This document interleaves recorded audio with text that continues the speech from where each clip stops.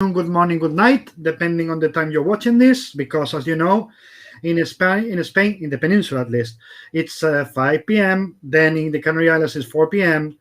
Then in the West Coast, in the East Coast of the US, it's noon, 9 a.m. in the West Coast, and a lot of different places that I don't know the times of. So I apologize. I don't know everything, everybody, every single time in the world. You can tell me in the comments. We are time traveling now, as you know, because this is not about comics. It's about quantum physics.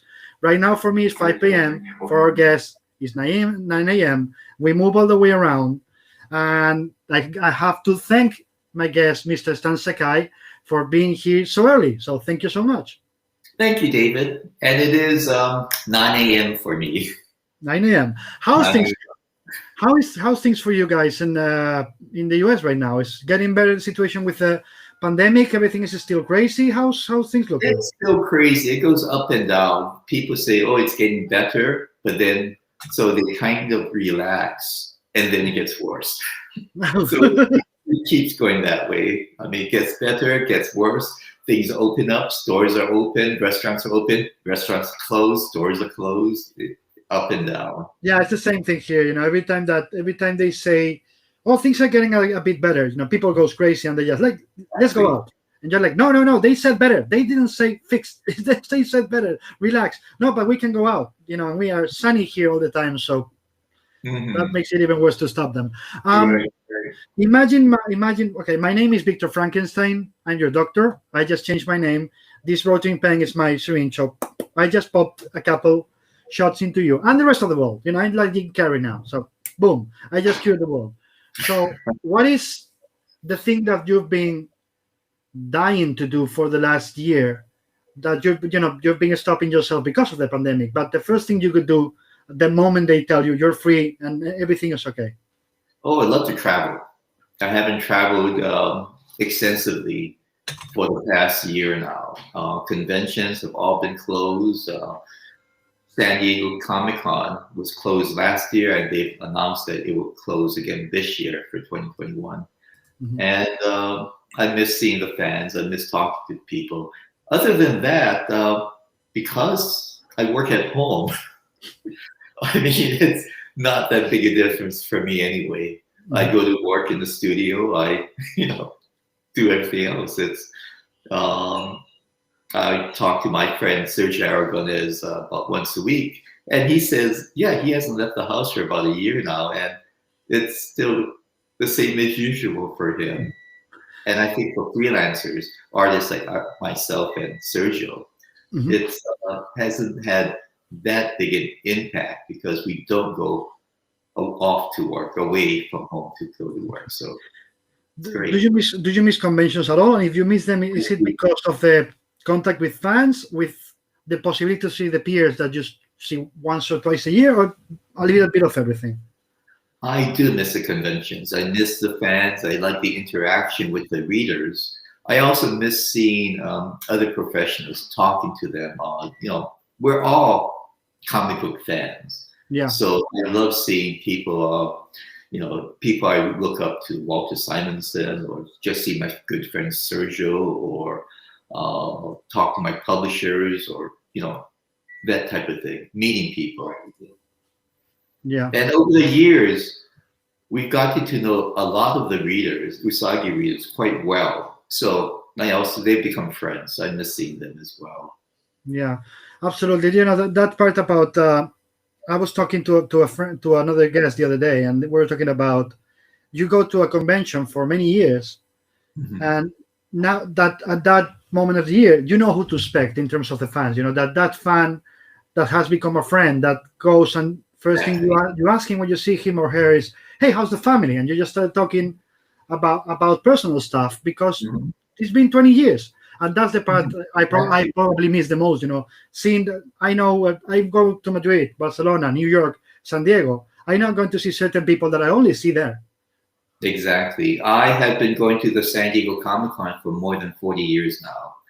And there are people that I met when I first started going that I see every year, or I used to see every year. But so we've grown attached. It's people that you look forward to seeing. Mhm. And I really miss interacting with friends and fans and other professionals. Yeah. What what is the has it changed for you in terms of the, I mean, with the pandemic? Do you feel that you work more because you lose track of time in a way because of how things are, or the other way around? Especially in the first few months, was it difficult for you to concentrate, to focus on work? I do work more. However, not all the work I do is for the Usagi Mhm. stories because Yeah. there's so much we're doing now with the Usagi animated TV show or Netflix show. Um, we have the. I'm also working with two publishers. Dark Horse still publishes Usagi. Fantagraphics still publishes Usagi, and IDW is a current publisher of news stories here in the U.S. And they're all coming up with new editions of my book. I'm also working with licensees, and we're working about new projects or new uh, merchandise for Usagi. And I'm also talking to other publishers for work in besides Usagi. Hmm. So I've been busier than ever, or but but not everything is concentrated on Usagi. Hmm. But by the end of the day, is there moments where you are when you get tired of Usagi and you need, you know what, I'm going to do something else, even if it's for just one day or a week. I just need to get away from those big years and say I'm going to do something else. You know, that is a great thing about having a creator-owned book because I set this production schedule, such as I told my editor, Bobby Kernall at IDW, that after I finish this story I'm working on currently, I'm going to take a little time off to work on other things because um, I'm falling a little behind on Usagi, but I have put other things on the side that it really needs to be taken care of. And it's not necessarily comic book business, but it's other businesses that Mhm. we're involved in. Of all the uh, of all the possibilities you have, to have an artistic career, Mhm. why comics? Aside of the masochistic side we all have for being involved in this crazy business, but why comics and not something else? Oh, I grew up reading comics. Comics taught me how to read, and I've always kept my love of comics. And with comics, especially a creator-owned series like Usagi, I get to do everything. I get when I feel like writing, I'll write a story. When inspiration gets to me, I don't know, I'll write a story. Other than that, I'll do artwork, or I can do lettering, or I can work on something completely different. Hmm. And comics is great. It's like working in a movie, except I'm the writer, I'm the director, I'm the producer, I'm everything. And I can change my hats whenever I want to. Hmm. And it's perfect. I love what I do. I'm very blessed to be able to be in a position I'm in, to work in comics and to have a creator-owned series. So for me, that's the ideal situation. That's being like you are a one-man army or a one-man or a one-man orchestra, if you want, if you can say, you want to say it, because you do all the parts of the Mhm. job. But is there any way that makes you feel constrained when we talk about other media? I mean, for example, as you said, the Usagi Netflix show or something like that, where you don't control all the sites. Does that feel strange, or in a way, it feels like, you know what, I can let go for once, let them just do their thing.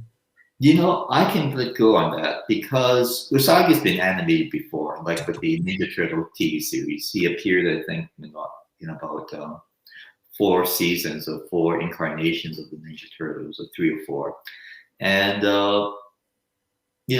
I always maintain creative control over Usagi. So Mhm. I approve everything. I approve the concept. I approve the scripts, the designs. Right now, I am approving animatics for the current series, and I do have that control. However, I'm not as interested in being hands-on Mhm.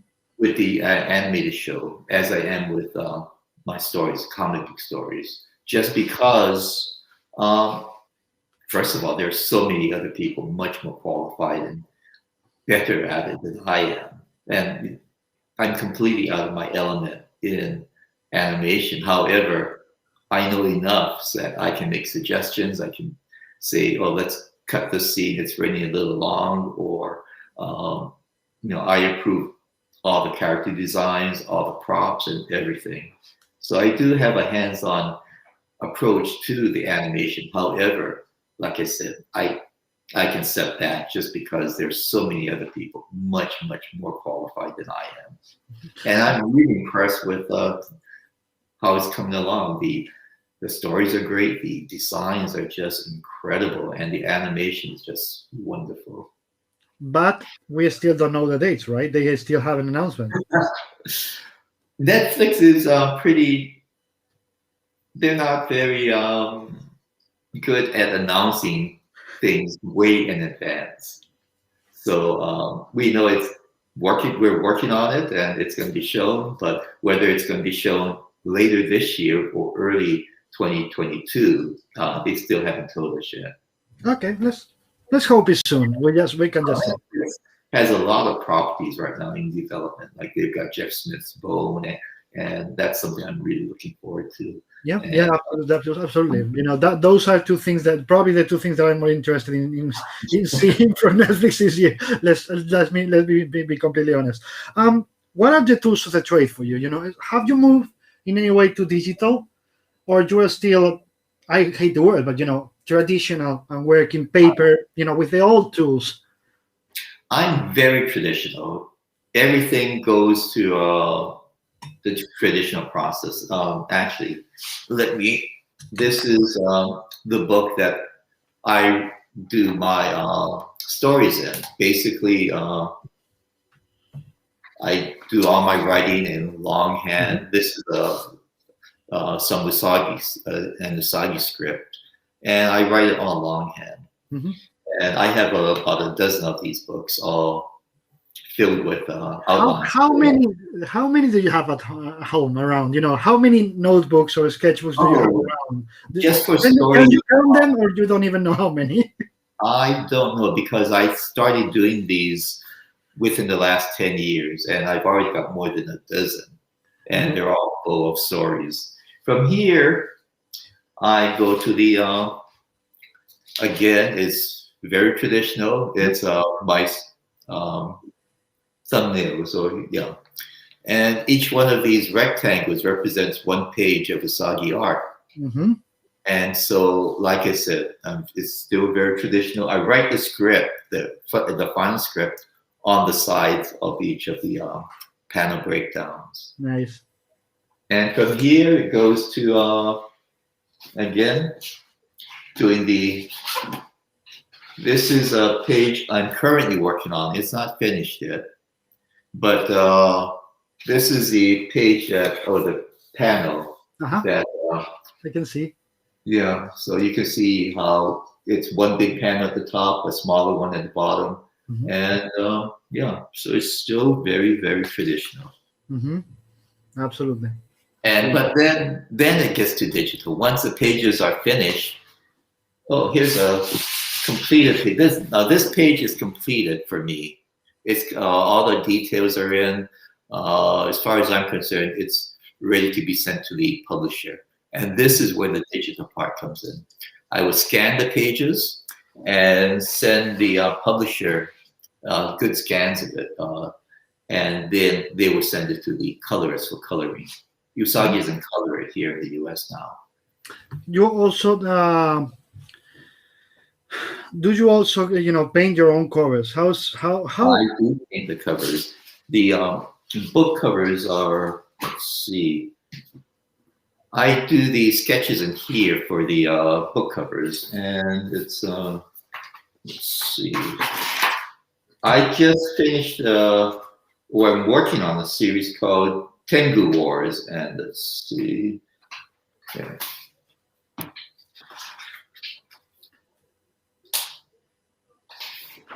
Okay, these are the cover images, and this one is very rough, but it's, can you see it?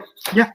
Now this is very rough, and then I do a few more, and this is the image that I came up with that I finally settled on.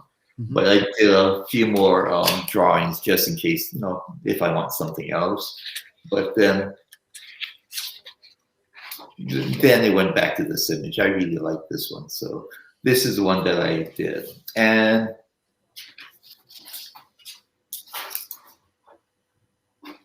I still work very traditionally. This is the finished cover. I just completed it about a couple of weeks ago. And this is a sketch for it. And the only thing I changed is that wolf head in the background, the Guhin Tengu. And you reversed it, right? I just reversed it. I thought it looked better the other way. Yes.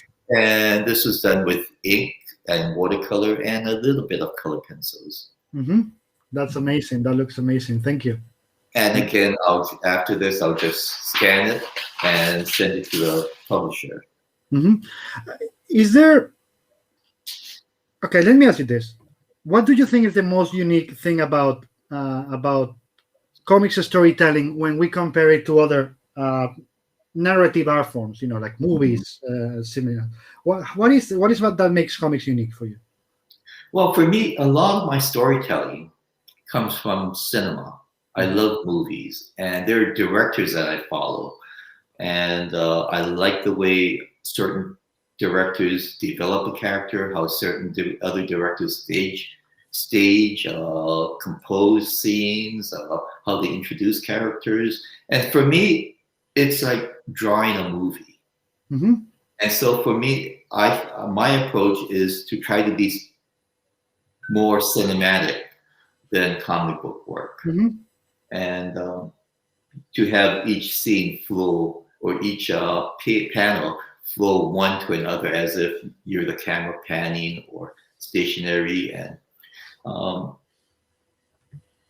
but however, it's very static. Comic books are very static compared to films, and so we try to compensate for that. Still try to make it exciting. And in the case of Usagi, like I said, I do everything. So I'm the writer, director, cinematographer. I do everything for Usagi. But there's also hand letter. Even the lettering is all hand lettered. So it's. But there's also a side of it, what you mentioned about movies and comics. There's a reason that I always say that we should teach kids, comics from primary school, which is, I think it gives the readers superpowers. Let me explain why I say that. We all know the moment Clark Kent does this, we don't need to follow all the steps. The next step is going to be Superman is already flying. So that we cover what's between the girders. We always know how to cover it. And that makes us, and let me know if you agree or I'm crazy. I'm probably crazy, but anyway, is that when we read something, be it in a newspaper, watch a movie, read a novel, or anything like that, we as comic readers, we never think about what we read as, okay, that's it. We always look about what's behind. What's the meaning? What's the second? Because we're always being taught to look for what's not there. Right. What do you think about that? Yeah, I agree with you. Comics should be taught in the classroom. It, like I said, comics gave me my love of reading, and it taught me to read, gave me imagination. Again, filling in the details. Clark Kent opening up his shirt. You fill in the details. Use your imagination, and you know what's going to happen after that. You continue the story in your mind, and you don't have to show Clark Kent changing to Superman, because just that tells you what's going to happen next. Or if Batman, Batman TV series with what's his name, where they go down the bat pole. Adam West. Adam West. Yeah, as soon as they go down the bat pole, they're coming out as Batman, because you can learn the details. But for a while, comic books were very much out of favor. People did not read comics, even kids. and they had to be taught how to read comics. Now, children's books, graphic novels, are the biggest or the fastest growing area of the comic book market here in the US. Mm-hmm. And now they're getting it. But for a while, comic strips were dying, comic books were, they were saying, there's not going to be comic books in 10 years from now. Yeah. And because kids were not buying it, they did not know how to read a comic. Yeah. But now they're being in the classroom.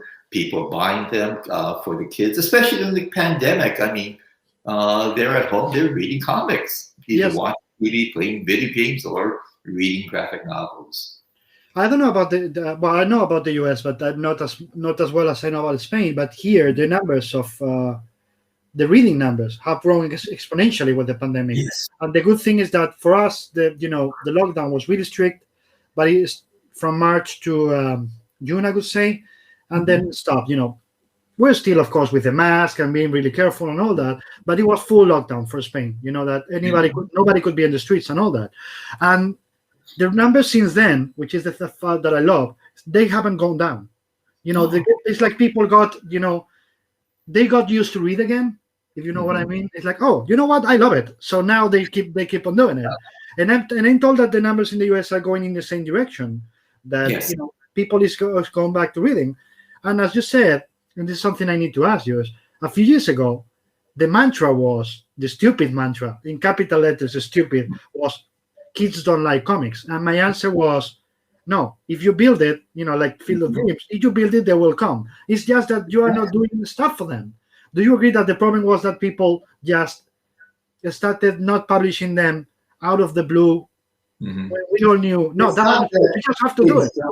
Like comics, they did not know about comics. When they found out graphic novels, Dave Pilkey is probably the best-selling graphic novelist in the U.S. He did Captain Underpants and Dogman and a whole bunch of others. Yeah, Dogman. His books are on the bestseller list. Well, the last Dogman sold more than 1 million copies. Yeah. So yes, kids love it. But then the new Asterix books, I mean, the first printing is 5 million, and they're already going to a second printing before the first printing sold out. It's incredible. But then the children's graphic novel, young adult novel market is the fastest growing in the U.S. and it's terrific because it grooms a younger reader to go on and continue reading. Yes. I'm loving that, Dogman or what Raina Tegelmeier do, including yourself, your work on Usagi and others, and the young adult comics that are created now are filling that gap. Before we could have something for children, then you have a big gap in the middle where you could like superheroes or not, and then until you got, to the Dark Horse, the Vertigo, all the Fantagraphic stuff, but you have such a big amount of years in the middle that you lost readers. But now, do you think the publishers are finally getting in to cover those gaps for female readership, teenage readers, that we don't lose them on the way, and we can keep them reading comics from being kids to being to the adult age? There's a lot more diversity now in comics. There are books for younger readers, for older readers, for women, for men, for superheroes. There's slice of life, daily stories. There's fantasy. There's everything right now. When I was growing up, it was primarily just superheroes. But now there's something. If you look for it, there's something for you. That's the most amazing thing for a market to be healthy and survive, right? On that line, my wife Julie and I just finished the artwork for a younger reader story called Chibi Usagi, an attack of the Chibis, and it's an original graphic novel that is being published here in the U.S. I think in June or July, just in time for the San Diego Comic-Con online. And it's a wonderful story. She's a very talented artist, and we collaborated on the story and the artwork. And her daughter Emmy is doing the coloring. So it's a family effort. His son Daniel handles the Usagi licensing and merchandising, and he put the deal together with IDW Publishing. And I think it's already been optioned for the Spanish publications by Planeta. Oh, so Planeta. I hope, yeah, if we have the manga convention by the end of October, beginning of November, knowing them, they will publish it there. So I hope so. My finger. So who It's was not technically manga. It's just.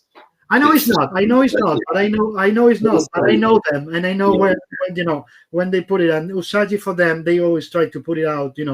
On that, either in the May convention, the big Barcelona convention. We are not going to have the May one, and the book is going to be released in June. So the logical next step is hoping that we have the other big convention in Barcelona, which is the manga one. Yes. So probably let's cross our fingers for if that happens in November, it'll be a really good sign about the pandemic. Well, in November they're planning a small San Diego Comic-Con. Yeah, that's true. Yeah, but they're having it in Thanksgiving weekend. Thanksgiving weekend, but then there have been other conventions during Thanksgiving weekend that have been very successful. Okay, you're tempting me. I'm pretty sure I'm not going to go to New York Comic Con if they do it this year, because being in the Javits. Oh yeah.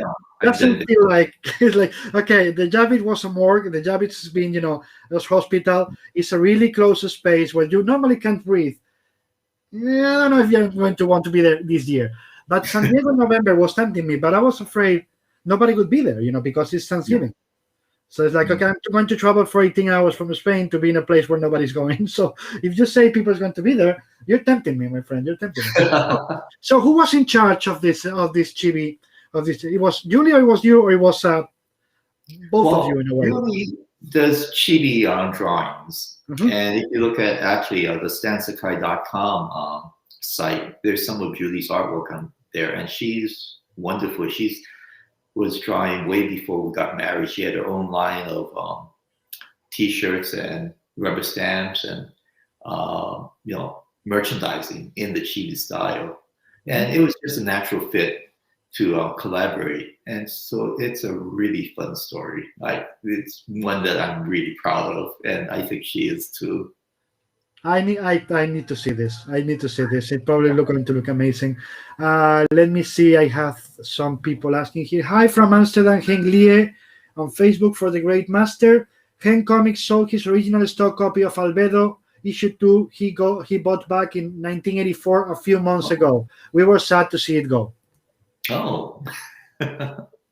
From Amsterdam. Then let me see on Facebook. Usagi first appeared in Albedo 2 in 1984, and it's a high price collectible right now. Okay, then good for you, Hank. I guess you got good money for it. Let me see. Mr. Sakai, such an honor. Usagi was the first comic that had an impact on me. Thanks a lot for your work. Can't wait for the TV show. Loreto Gestoso, love Usagi, the storytelling, the art, the historical framework. Thank you for your art, Mr. Sakai. Thank you. Log from Howard. Hi, Mr. Sakai. Very nice to see you and meet you. Hector Garcia. Big hello from Mexico to the Master Sakai. Pedro Mezcader asked you, it is clear the Kurosawa flicks and samurai manga movie have inspired you, but what other things inspired you for the creation of Usagi? Well, the big inspiration was the book Musashi by Eiji Yoshikawa. And it's the Inagaki, the director, did the 3-part movie with Toshida Mifune, called the Samurai Trilogy. And I saw that when I was a child, and it always stuck with me. And when I wanted to do a comic book series, I wanted to do one inspired by the life of Musashi. And so that was a big inspiration, that book and those movies. And the movies have been redone a number of times, maybe 100 times or so. And each one has a different interpretation. And mine, it's not a Musashi per se, but it was inspired. That was a catalyst. That was an inspiration for my Usagi. That and Toshida Mifune, the great actor. Yes. but I could say non-Americans, not any other Americans around. Okay, they're probably the best actor ever. Yeah. I'm not. Nobody's listening now, so I can say But that. like I said, I do follow directors, and there are certain directors I follow for James Cameron. I like the way he introduces characters. Yeah. Or the same with James Walsh, who did Frankenstein, the way he first introduced to the Frankenstein monster. Or Taika Waititi. I mean, I love his work, his humor, his action sequences. Hitchcock was a great director for suspense. There's so many directors. I follow directors more than actors, actually. So. And what would be the director that you would say introduces worlds better? Right now, the current director is I say Taika. Okay. I love his work. I mean, Jojo Rabbit is terrific. It's funny. It's tragic. It's and what he did for Ragnarok, that pretty much turned the Thor or the entire Marvel universe into a different direction and made it a big success. I can imagine Kevin Feige saying, "Okay, the first two Thor movies are crap. Yeah. We don't know what to do with it. Taika, just do whatever you want." Like, what? What? I can do whatever I want? Yes, you can. And the guy did it. And then I can imagine the Marvel guys were like, "Wait, did he approve? Did he approve this?" Yeah, well, we have to do it now. And historical is historical. I mean, an all-time director that you think, because I always think about you introducing worlds, with Usagi and what you do. So, what do you think about the all-time director that you think is the epitome of introducing worlds? Introducing worlds. Well, there's also always Kurosawa. Yeah.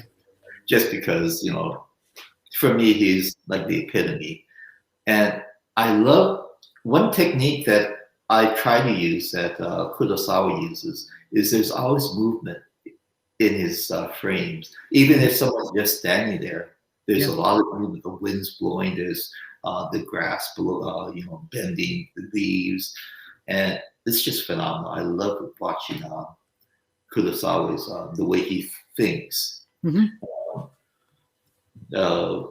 thing we had mentioned directors is that for the Netflix series, James Wan's Atomic Monster is one of the producers. James did the Aquaman movie as well as the Saw series and a few others. So it's really, really neat to be working with someone of his caliber. That's amazing, and he's a really talented guy. I would say a really talented guy. But yeah, as you said, the Kurosawa thing, what you just mentioned is amazing because that's like real life. In other cases, in other directors, people is still and nothing is happening around. And I always think that's not how the world works. There's always something around. There's not like you're there and the world stops around you. And I remember from a really young age when I think it was Seven Samurai, or one of the first Kurosawa movies I watched with my older brothers because I'm the last of 5, and I kept thinking that's like the real world. Things happening around. It's not like the world stops for you because it's important that actor does the thing. It's not. No, the wind is going to blow. There's something is going to move your clothes. Exactly.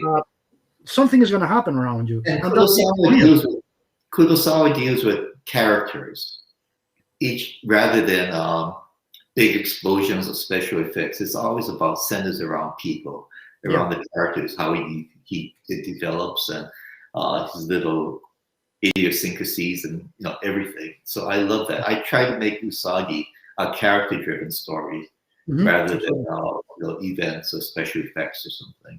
Yeah. Do you have a movie of Kurosawa that it's your go-to every time you need inspiration, or it's too difficult for you to pick and it's just a bit of everything? My favorite is still Seven Samurai, but Yojimbo is also with Toshiro Mifune in there. I thought that was his best performance. But, probably Seven Samurai is probably my favorite of his movies. We share one thing. Now, Yojimbo, and we agree on both. I can repeat Seven Samurai and the American version, by the way, both. I can see both, like 20 times a year. And but Yojimbo, I agree. I think it's his best Toshiro Mifune. And I remember when I met Toshio Mifune as a kid watching Shogun, the James Clavell adaptation. Oh, this guy's good. And then a couple of years later, I was 7 or 8. I watched him again, much younger, on the the Kurosawa movies, and I was like, wait, that's the same guy. Like, okay, I have to watch all his movies. So I watched all his movies without relating them because I was a kid to Kurosawa, and then I discovered the director, which make it. I met Mifune as well. When he came to LA. He was the Grand Marshal of the Japanese Nisei Week Parade, so I got to meet him. And actually, I had mentioned Sergio Aragonés earlier, and Sergio's father was a producer in Mexico, and he knew Mifune when Mifune used to do Mexican Bros. And Sergio said, "Yeah, Mifune." Wait. Sergio, my old friend Sergio, mi amigo Sergio. Yeah. Toshio Mifune. He's never told me that. I'm gonna kill him. Oh yeah, Mifune used to go over to his house for Sergio's mom. He used to make a paella. Yeah, because Sergio is exactly from that area of Spain. Yeah. His family from Castellón, which is the Valencia area where they do the real good paella. Oh yeah. I'm gonna kill him. I never told me the story. I think he's been about 5 or 6 times, and I love it there. Absolutely. I haven't seen him since San Diego 3 years ago. Sergio, I mean. And before that, he used to come to Spain. We used to invite him, to at least 1 or 2 cons every 2-3 years. Every time he's like permanently invited. Like Jose Luis Garcia Lopez or any others, where you just say, guys, whenever you want to come, you just say it. Because you're from here, you're from the country, and people love to see you. But I come from. So the moment he says, I want to go back, he's sending me a line. It's like, hey, when can I come? Okay, let me find you a con. Even if it's not one of mine. It's like, hey, Sergio wants to come back. Let's find him a con for him to come, to give him an excuse to go back home. That's the real thing. I really enjoy traveling with Sergio. We've been all around the world together. Right? We have to do it. We have to make it happen for you guys at the same time. I met him because I found his name in the phone book. I had moved to California from Hawaii, and I just on a whim, I looked through the telephone book and, hey, Sergio's name isn't here. So I sent him a letter and he called me up and we got together and we've been friends ever since. That was about 45 years ago. And so, we've been friends ever since. That's amazing. He's one of you two, but both of you are 2 of the most genuine and amazing people I know. And sometimes with Sergio, I can, start talking and 5 minutes later, my belly is just hurting because of how much I'm laughing. Yeah. You know how it is. I work with him. I led a Gru the Wanderer in the U.S., the English language version. So we worked closely together and we traveled a lot. And so a lot of my work techniques are I learned from him about how to do the outlines, how he does the thumbnail drawings for the panel breakdowns, and so I have learned a lot from him. Even his inking techniques, I watched him ink with a pen, and I adapted a lot from him. So I he's the maestro. I mean, he's yes. Pedro Mercader asks you, if you had the chance to create another crossover with Usagi, which character would you pick? Oh, we've talked about a few things. Actually, Sergio and I broke down he had another character called Cat Nippon, which is a samurai cat. And so we actually plotted out 4 or 6 issue crossover stories. But then this was like 25 years ago. And, we've both been too busy to do anything.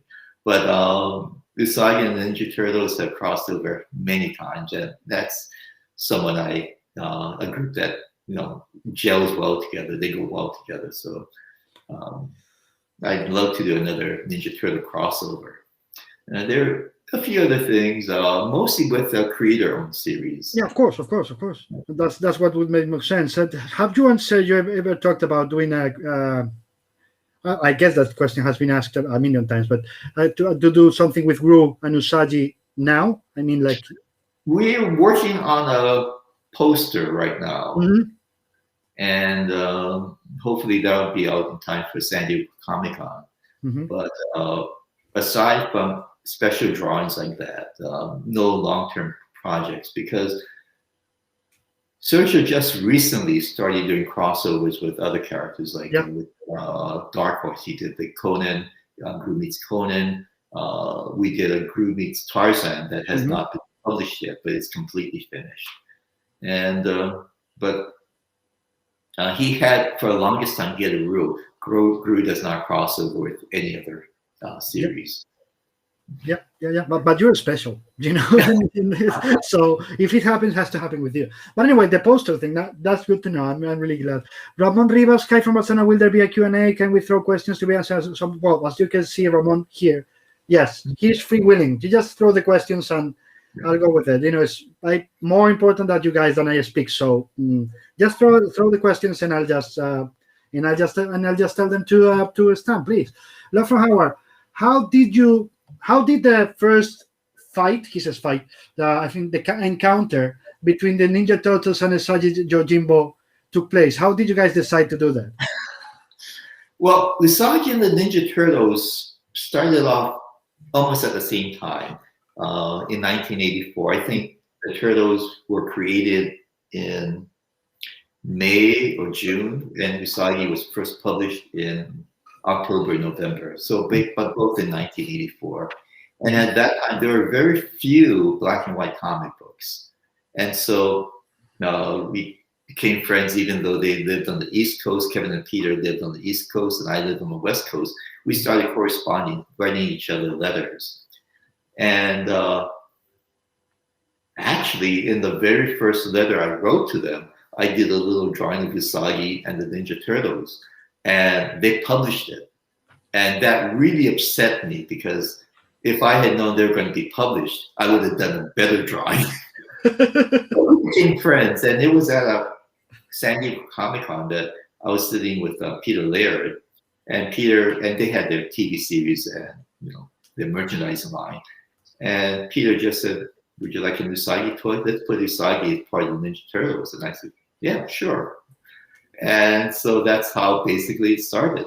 Mm-hmm.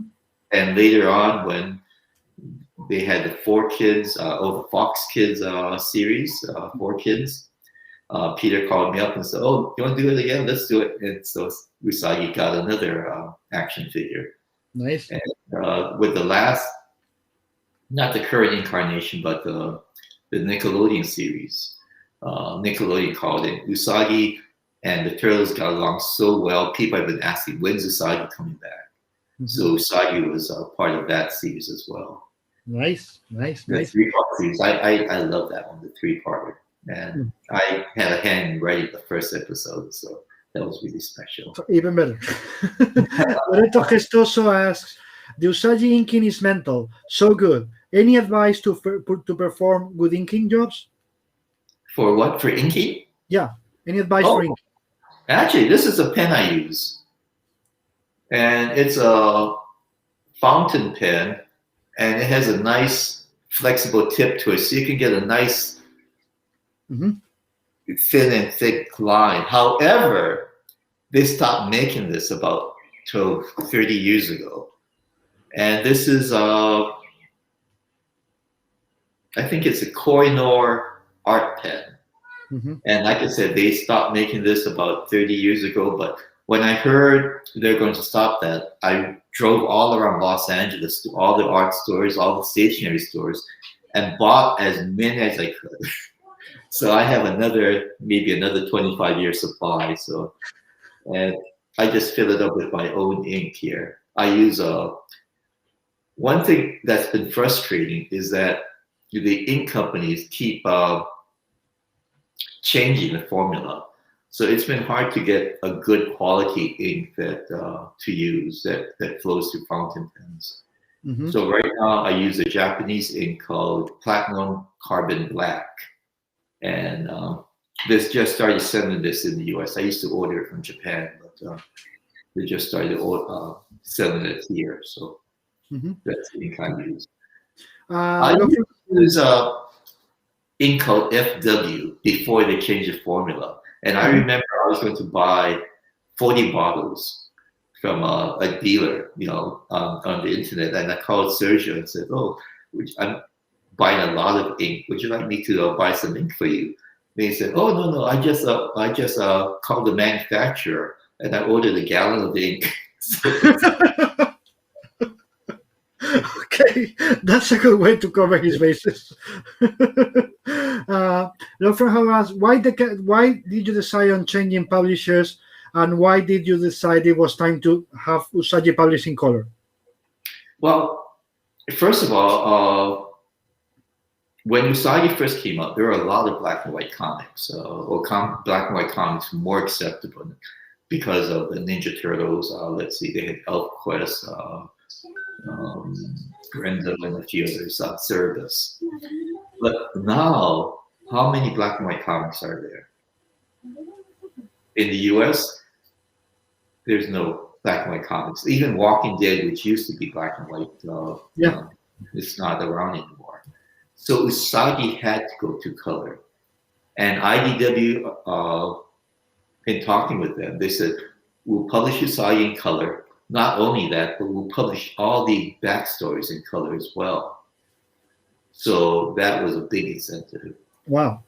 No, that's as you said, that's what they're doing with The Walking Dead, right? The Walking Dead, they're republishing, they're recording all the issues and republishing issue by issue. So that's that's really big for you, right? And I've got about 6,500 pages of story by now or something. So it's a big amount. I thought that was a lot of pages, but then when I went to Japan, I was a guest of Osamu Tezuka Studios, and they said, "Yeah, over his lifetime, it's like Osamu Tezuka drew 150,000 pages of stories." So it's like, but how many did he draw, and how many did his assistants do, or him and his assistant? I don't know about that. So no, because I'm saying you do all the work yourself. But considering the way they work in Japan, he probably had a lot of work. Almost all the work myself. I don't like erasing. So I used to hire my children. I gave them $1 a page if they would erase my pages for me. But now, when I'm done with pages, my wife Julie sometimes erases for me. But I feel bad because here's one of my pages. That's one you saw. So they have to erase pages for me, but I feel bad because Judy has so much work on her own that so I wind up erasing her own. That's the part of the process that I enjoy the least. Absolutely. I don't like erasing. Ramon Rivas says, "I would like to see more of Sasuke, the Demon Queller, origins of Sasuke, for instance. Will we see more from Ishida now that we know he's a Kiristani?" Well, Ishida, not for a while. I just introduced a new character to Usagi, actually in this issue called, here he is. Let's see. Can you see it? Yeah. Yes, I can see it. Yeah, it's a new character. It's a young samurai. And he'll travel with Usagi for a while. But let's see, his story won't come out till about this summer in the US, and I don't know when it'll be in Spain. And Ramon also asked, what about Kei or Jay? Or you consider it a burn character? Jay is always around. And the thing with Usagi is that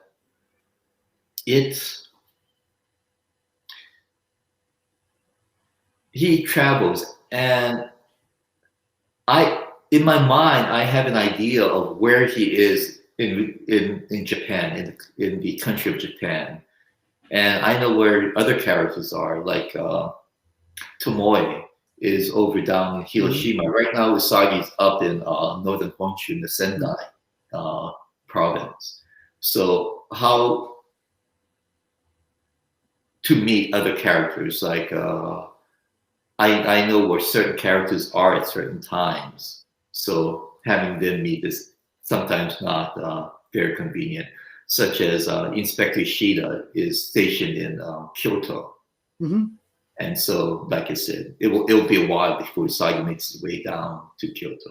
Yeah, and it's a matter of consistency too, right? Because you can't just meet a character because you feel like it. If you have a map saying he or she is here or here, I just want them to meet because they're in 2 points of the country, right? Exactly.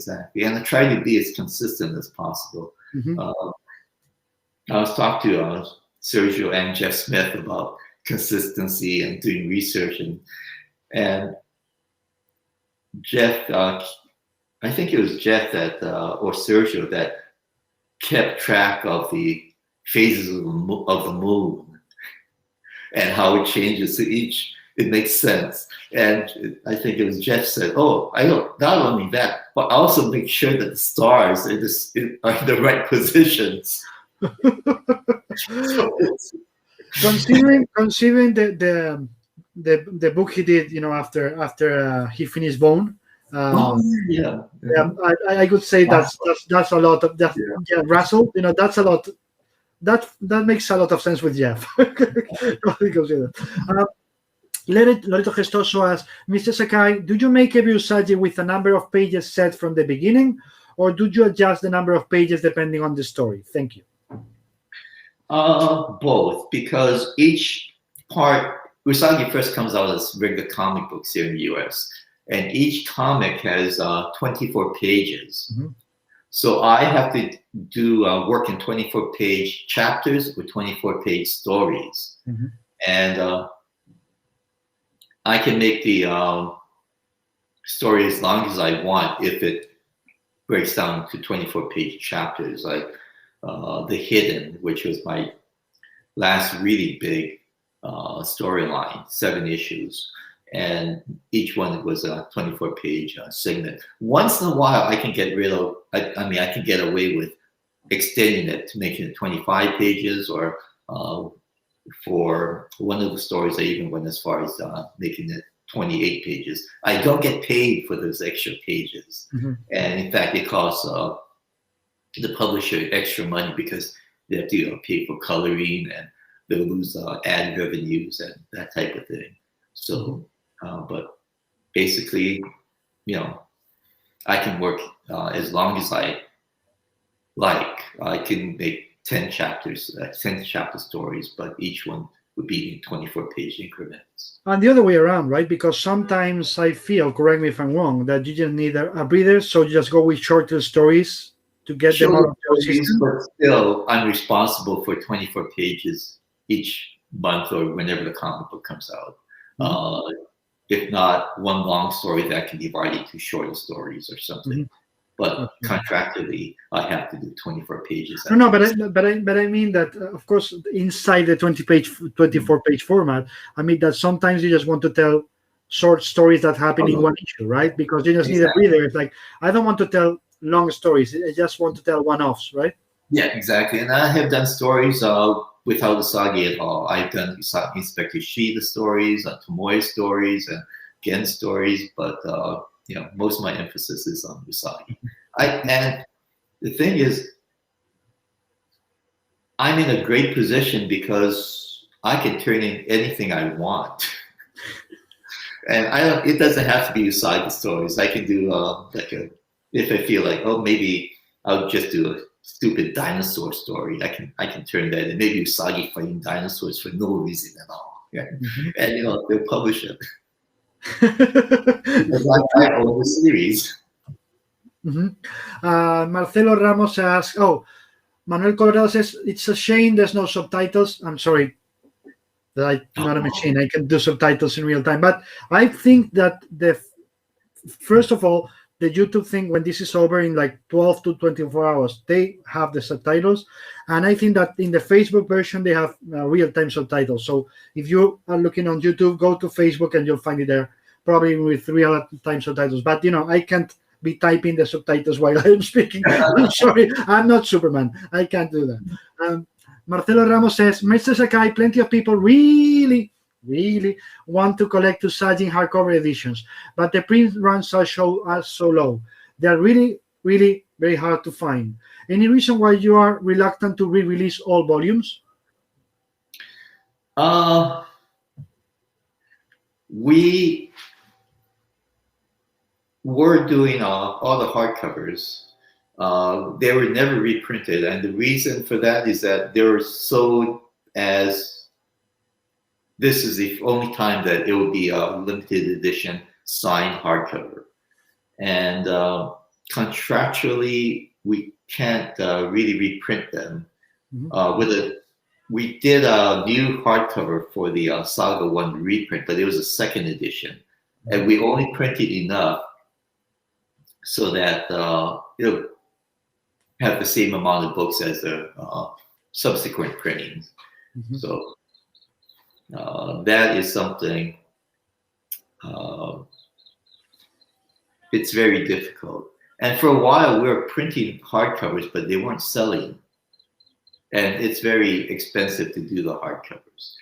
Unfortunately for the series, I don't think they're going to be hardcovers for all the books. And I just found out about it recently, and I'm kind of disappointed about that. But you know, it's a marketing strategy, and it's. Well, by the end of the day, it has to make money for everybody, right? And if it is not working, better to focus on what's working. I guess that's. And like I said, it goes up and down. For a while, hardcovers were not selling at all, and now suddenly, with Usagi being very high profile because of the Netflix series and other factors, suddenly Usagi's in great demand, and the hardcovers are being. I mean, they're selling out even before they hit the stands. Nice. You see, that's a good thing. And the moment they release this series, whenever that is, then however, I do wish they had more, because financially, it makes more money for us, for everyone. Absolutely. Let me see.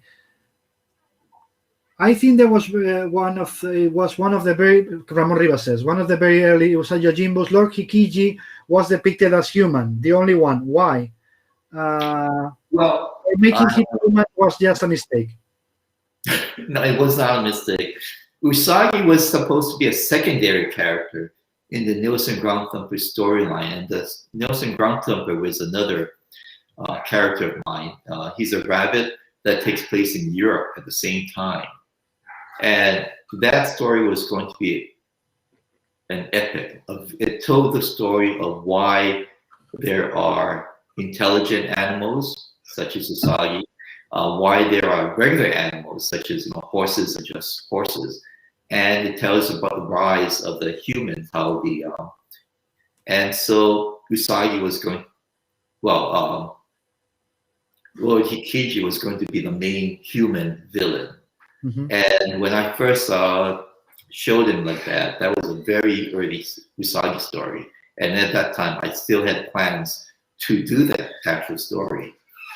But after a while, Nielsen Groundthumper kind of fell away. I haven't worked on the Nielsen story for years now, whereas most of my concentration has been on Usagi. But I'm still reluctant to change that.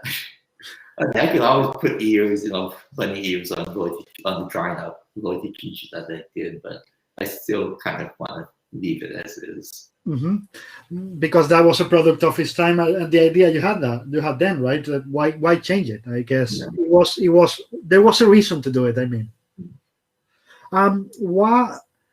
if I ask you, what's the genre to tell a story? I mean, that you don't feel like doing ever in your life, like somebody offers you to do one kind of genre story, and you say like, no, that I am not interested. What could it be? No, I'm pretty much open for anything right now, or for discussions. And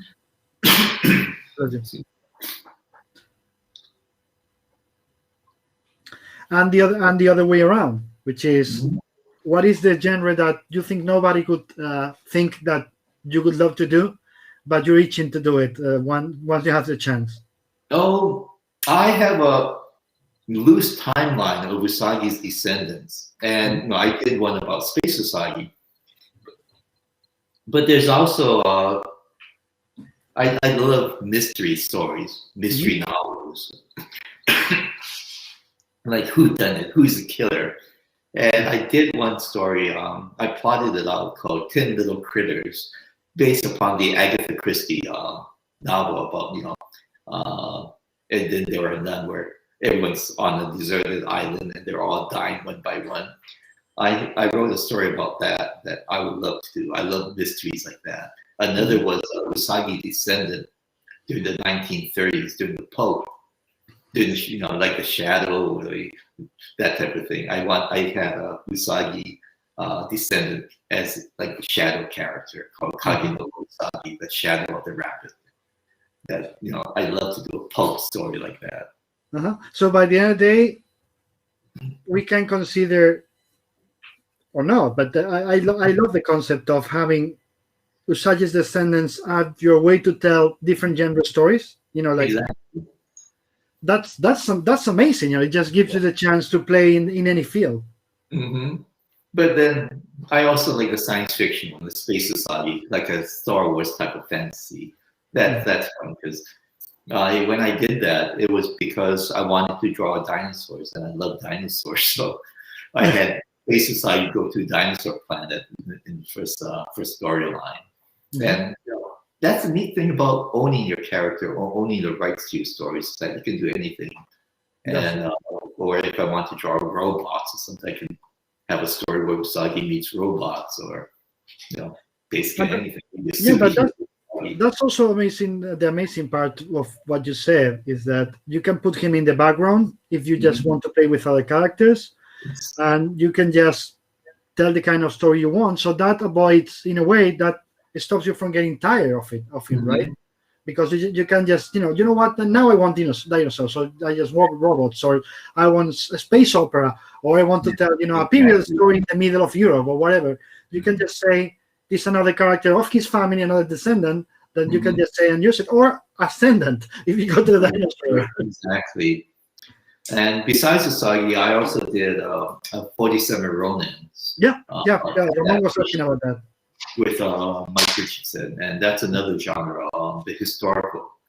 And it was fun. I enjoyed it, doing the research, and also I worked with Mike Richardson, and he gave me full scripts, which is it's very rare I get to collaborate with someone, and it was wonderful. I enjoyed working with Mike on that. He gave very detailed scripts. On the other hand, he was also open to my suggestions. And I mentioned things like, during this time, the shogun was named the Dogs Shogun because he had an edict saying that if anyone hurts any dogs, he'd be punished because he loved dogs so much. Or so he had dogs running around. Or so instead of hitting the person, if the villain were to kick him because the feet was considered very dirty, especially slippers and things. So that's a huge insult. So let's have him do that. And also with Mike being publisher of Dark Horse Comics, who published the book, he'd say, well, let's see, instead of 24 pages, let's make this this part 28 pages. Whereas my editor is like, you can't do that. We have to budget it for 24 pages. It's going to cost more, and we're giving it at the same price. But he's the editor, so he can do things like that. The last chapter was 32 pages instead of 24 pages, and so, but But the good part of that, I guess, he was the owner, so you could just talk to the editor and say, talk to him. Don't look at me. I really enjoyed that. That was fun. And did you feel the itch sometimes to write for somebody else? Just write I have written for other people, and when I have, my scripts are usually in thumbnails like this.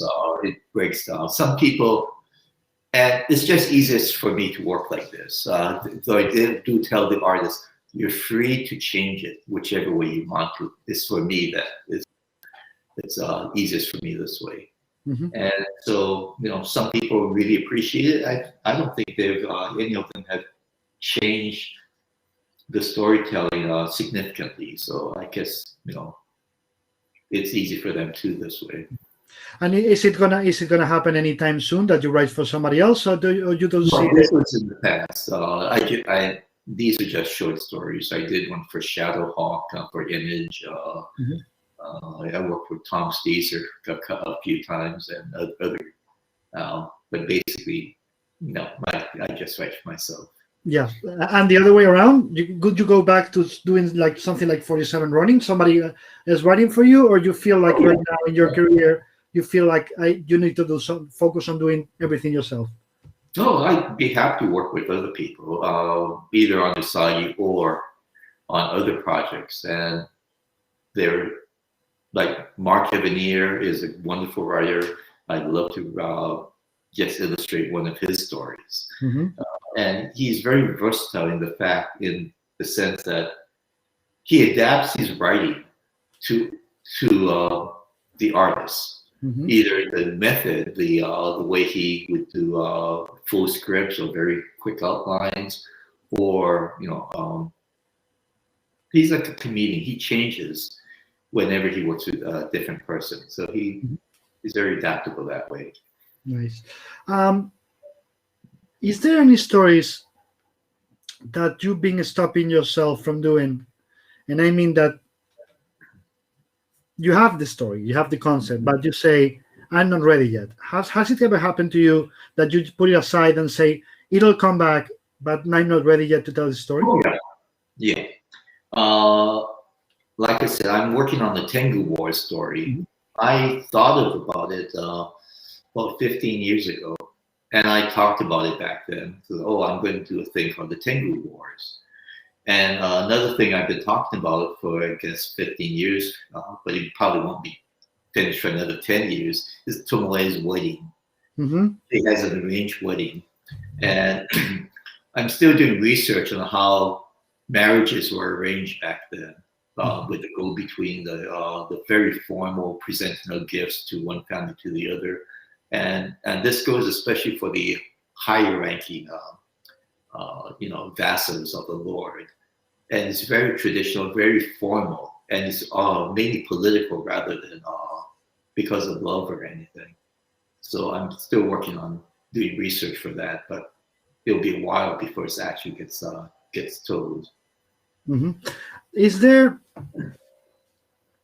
Has it happened any time to you that those characters that you know so much, that you've been living with for many years, have they ever, imagine this, you know what I mean? So story, first arc is everything is going well, second arc, everything is going well, third arc, then they start saying, no, I couldn't do that, you're wrong, stop, you have to fix it. No, but you are like, no, I'm the master, I'm the puppet master, you're going to do what I want. But the character says, no, I'm not, just change it because I am not going to do it. Has it ever happened to you? It has, and I've actually changed stories. I've changed the endings. There are some stories where I would draw two endings. I would draw two endings, and in one case, this was with my editor Diana Schultz. I just sent both endings to her and just said, "Pick the one you like better." In others, such as the duo Kitanoji, I did not know until I was drawing it who would be the winner of the duel. And so when I turned in the original artwork, I told Diana, as soon as you get it, read it and call me, because I still wasn't sure which if I made the right decision or not. So you knew at the moment you were drawing it, not writing it, who would win it. That's when I really figured out who should win. That's amazing. That's amazing. It's because you could expect that knowing the characters as well as you do, Yeah, you could know it from the beginning. But it's they take charge, right? In a way. yeah, exactly. And there have been cases where I would call my editor and said, "Did you send it to the printer yet? And if not, don't send it because I have to change something." And you know, in those cases, it was not because I wanted to change the story itself, but it was because I got I made a mistake culturally, Hmm. where something about Japan history, Japanese culture was wrong. I remember in the tea ceremony and Chano Yu, it's just an entire tea ceremony from beginning to end. But I made the mistake of Usagi carrying his swords into the tea house. Hmm. And after I sent it, I did some more research and found you never bring your swords into the tea house. Hmm. So I called Diana and said, don't publish it yet. Is it sent to the printer? She's the one just about to send it. So don't hold off on it. So I redrew those pages and I sent it. So, these are the new pages. Hmm. Is there any time when you, after the monthlies, are published, before the collection, you say we need to change things? Yes, I had to do it for Usagi played a game of Go. It's a board game, and I used to play Go as a child. But what I did not realize is it wasn't Go I was playing. It was called Gomoku, which used the same board and the same game pieces, but the strategies are completely different. And so when I had Usagi say, "Okay, I want the game of Go," and people wrote in, emailed me as far away as Germany saying, "That's not Go, that's Gomoku." So fortunately, like I said, Usagi first comes out as comic books and then gets reprinted in those graphic novels. Yep. I was able to go to a Go tournament. I bought a book on Go, went to the website of the Go Masters, American Go Masters Association, and I was not just able to correct that mistake, but the final layout of the game pieces was the same as this famous game between two huge Go Masters like 100 years ago. And however, I've also had mistakes that made it to the book. Hmm. So I was not aware of it or until much later. And the one was I should have known better, and I did know.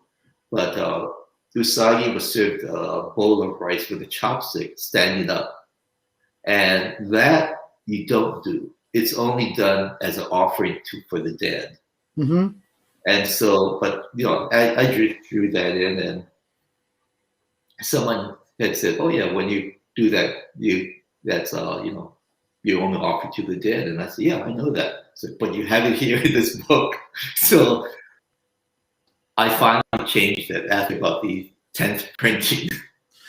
Well, the new IDW book collection would have the correction, so the dots would not be there. And the other way around, is there anything that you know is wrong, Mm-hmm. but you don't change in purpose, saying, if I change this, it kills my story? Not literally, but you know what I mean. Yeah, The emotional bits wouldn't work if I do it. Yeah, there are a lot of things I have wrong, such as Usagi's sandals or Waraji sandals.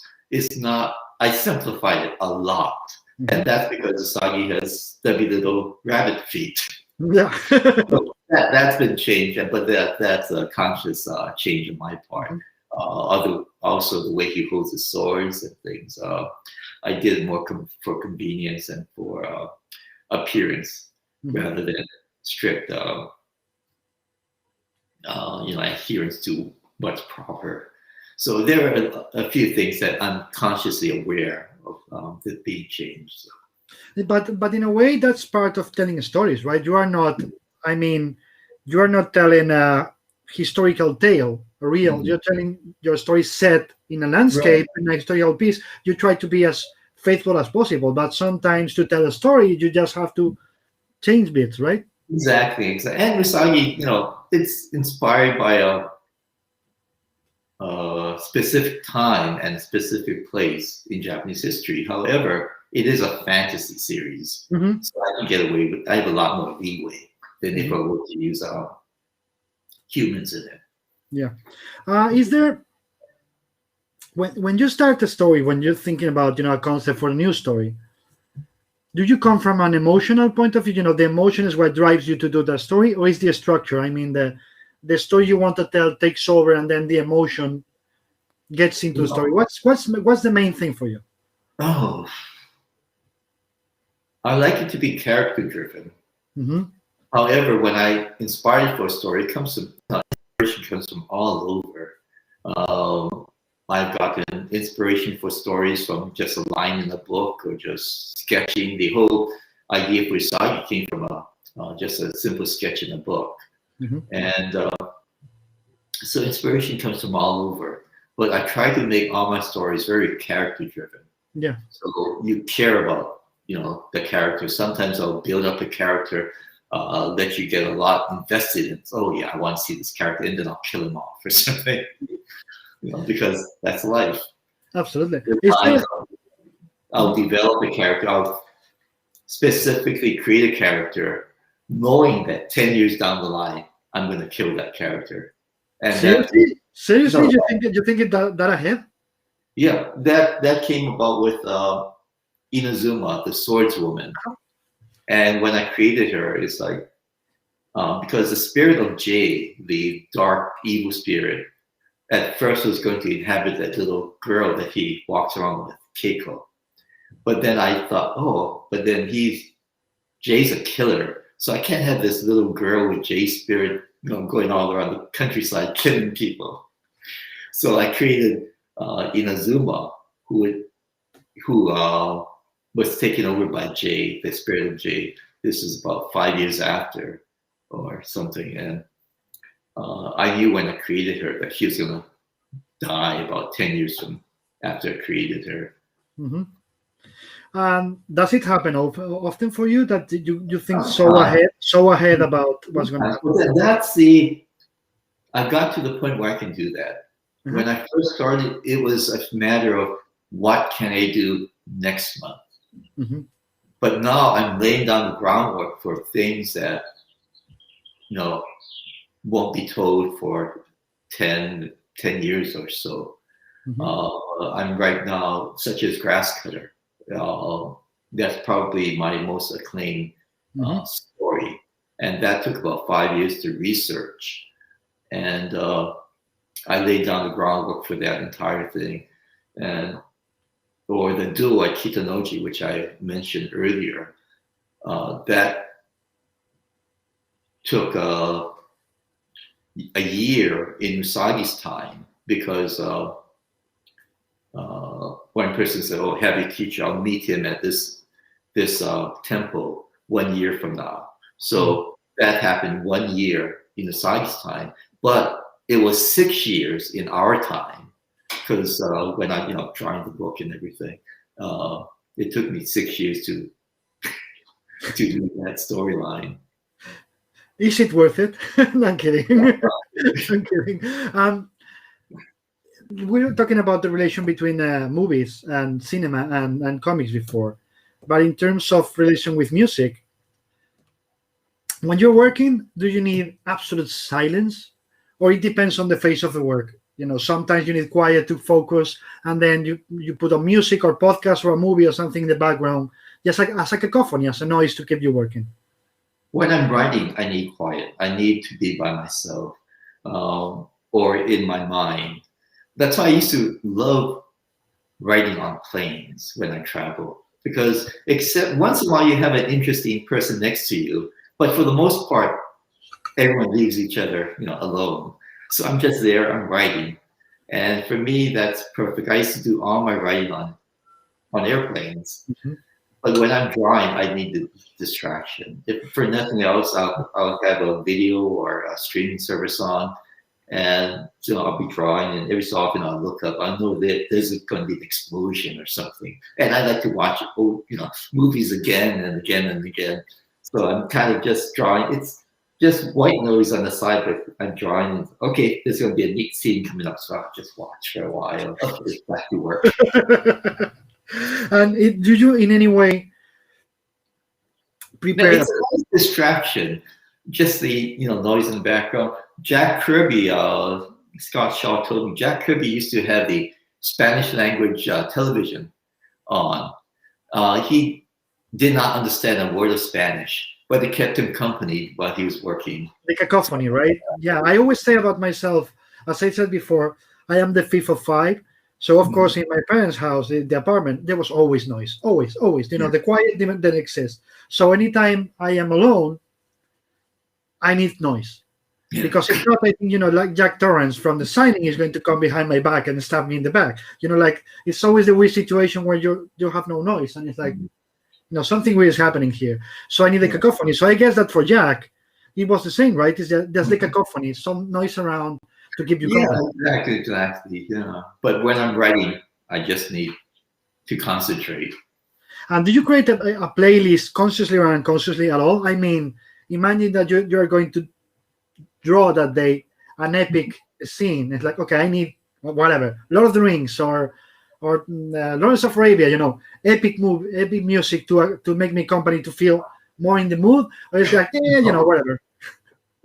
No, I just usually I would have a video on or something or streaming, and it changes. Right now, I was watching. I was working yesterday and watching Jungle Book, the old one from 1940 with Sabu. You're not going to believe this. 30 minutes ago, before they went to the supermarket, my wife and my 6-year-old, they were watching that one, Jungle Book. I swear to God, you just tell me like, wait, what? But yeah, I'll have something on. Especially, I love the old ones, and because I know what's going to happen, so I don't need to sit. That's why I can't watch animation or foreign language movies or sports while I'm working, because that you have to concentrate on. You have to read the subtitles, or you're appreciating the animation, or you're watching the basketball game or football game or something.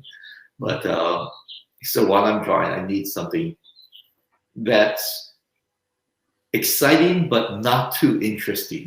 Yes. That you can pick like, oh, yeah, nice. Okay, back. And if I ask you, continuing with the music, in terms of storytelling, for you, what would be the most similar to comics storytelling?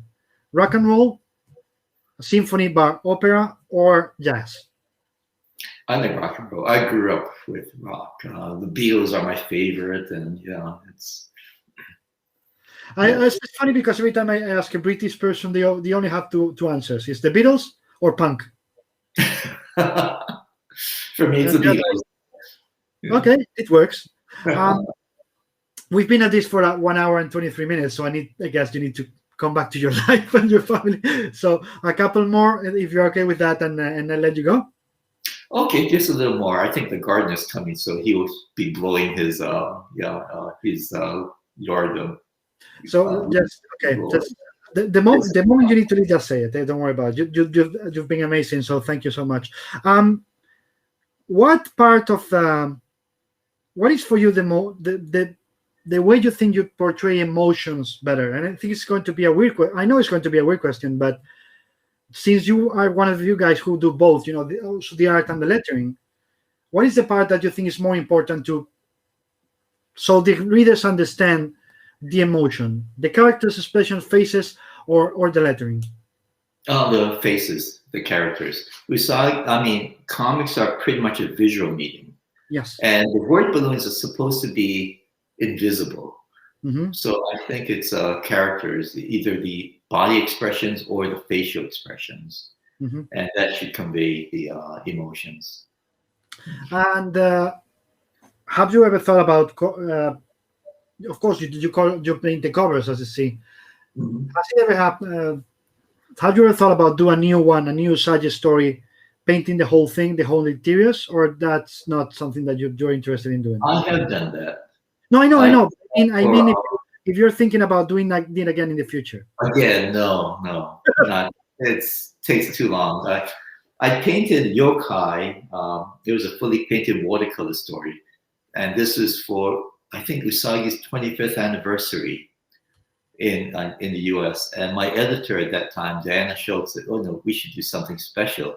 So Carrie Grazzini, my designer, said, "Let's do a fully painted story." And I told Diane, "Yeah, okay, that sounds good. It'll take me 6 months to do, and sure, I'll turn it in 6 months." Then she said, "You have 3 months to do it, and you better get in by then." I got it in 3 days ahead of deadline, and I was so proud of myself. But don't tell me that was never again. Never again, no. I just don't have the time for that now. And like I said, everything is done by hand, so it's all watercolors, and it takes a lot of time. The Chibi Usagi was done by digital.